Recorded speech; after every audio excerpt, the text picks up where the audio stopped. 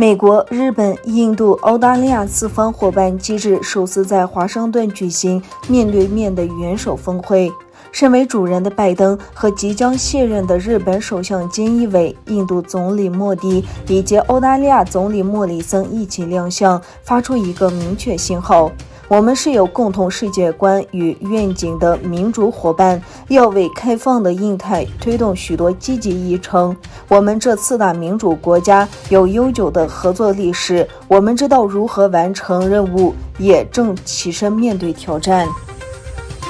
中国电信设备华为财务长孟晚舟昨天获释，结束在加拿大近3年居家监禁生活。不久后，2名被中国政府拘留的加拿大人也已离开中国。多项评论称，这项进展有助于缓解中美紧张关系。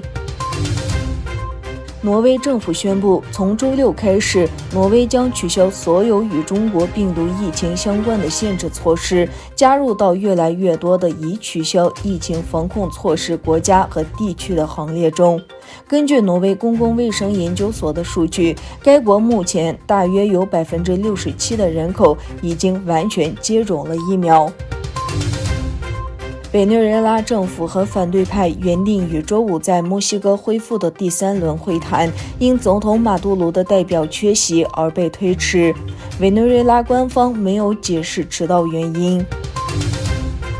索马里首都莫加迪沙的总统府附近周6发生一起自杀式汽车炸弹袭击，造成至少7人死亡，8人受伤。极端组织索马里青年党宣称制造了此次袭击。该组织近年来在索马里及其邻国多次发动恐怖袭击。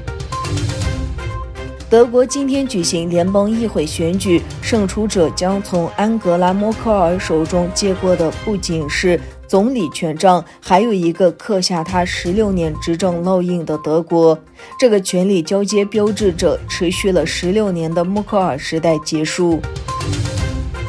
各国政府和民间企业今天在一场联合国峰会联合承诺支出超过4000亿美元，推动再生能源使用。峰会呼吁加速努力，避免出现灾难性气候变迁。